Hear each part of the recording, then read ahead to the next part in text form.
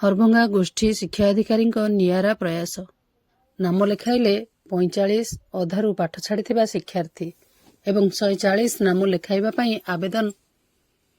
ଶୁକ୍ରବାର ଦିନ ଶିକ୍ଷା ବିଭାଗ ପକ୍ଷରୁ ଗତ ଏପ୍ରିଲ ଓ ମେ 2025 ଶିକ୍ଷାବର୍ଷରେ ବିଦ୍ୟାଳୟକୁ ପାଠ ପଢ଼ି ଆସୁନଥିବା ତଥା ବିଦ୍ୟାଳୟ ବାହାରେ ପାଠପଢ଼ା ଛାଡ଼ି ରହିଥିବା 6ରୁ 18 ବର୍ଷର ପିଲାଙ୍କର ଏକ ବିଦ୍ୟାଳୟ ସ୍ତରରେ ସର୍ଭେ କରାଯାଇଥିଲା। ଉକ୍ତ ସର୍ଭେରେ ବ୍ଲକରେ 780 ପିଲା ଚିହ୍ନଟ କରାଯାଇଥିଲେ।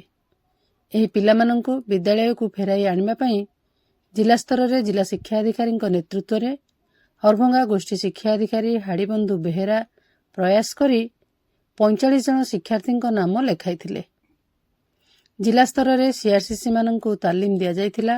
ସିଆର୍ସିସି ଓ ବିଭିନ୍ନ ବିଦ୍ୟାଳୟର ଶିକ୍ଷକ ଶିକ୍ଷୟିତ୍ରୀମାନଙ୍କ ସହାୟତାରେ ବିଦ୍ୟାଳୟ ବାହାରେ ଥିବା 6ରୁ 14 ବର୍ଷର ସମସ୍ତ ପିଲାଙ୍କୁ ବିଦ୍ୟାଳୟକୁ ଫେରାଇ ଆଣିବାରେ ସଫଳ ହୋଇଥିଲେ। ମାତ୍ର ଅଧାରୁ ପାଠ ଛାଡ଼ିଥିବା ତଥା ଆଦୌ ବିଦ୍ୟାଳୟ ଆସୁନଥିବା 14ରୁ 18 ବର୍ଷ ବୟସର ସମସ୍ତ ପିଲାଙ୍କୁ ବିଦ୍ୟାଳୟକୁ ଫେରାଇ ଆଣିବାକୁ ଉଦ୍ୟମ କରାଯାଇଥିଲା। ଗୋଷ୍ଠୀ ଶିକ୍ଷାଧିକାରୀ ଶ୍ରୀ ବେହେରାଙ୍କ ନିର୍ଦ୍ଦେଶ କ୍ରମେ ବିଦ୍ୟାଳୟ ସ୍ତରରେ ଶିକ୍ଷକ ଓ ଶିକ୍ଷୟିତ୍ରୀମାନେ ମାତାପିତାଙ୍କ ସହ ସାକ୍ଷାତ ଓ ଆଲୋଚନା କରି ବିଦ୍ୟାଳୟକୁ ଫେରାଇ ଆଣିବାକୁ ପ୍ରୟାସ କରିଥିଲେ। ଏନେଇ ଗତ ଡିସେମ୍ବର 22 ତାରିଖରେ କ୍ଲଷ୍ଟର ସ୍ତରରେ ଶିକ୍ଷା ସଭା ଆୟୋଜନ କରାଯାଇଥିଲା। ଉକ୍ତ ସଭାରେ 10ମ ଶ୍ରେଣୀ ଓ ଯୁକ୍ତ 2 ପଢ଼ୁଥିବା ଚାହୁଁଥିବା ପିଲାଙ୍କଠାରୁ ନାମଲେଖା ଫର୍ମ ସଂଗ୍ରହ କରାଯାଇଥିଲା।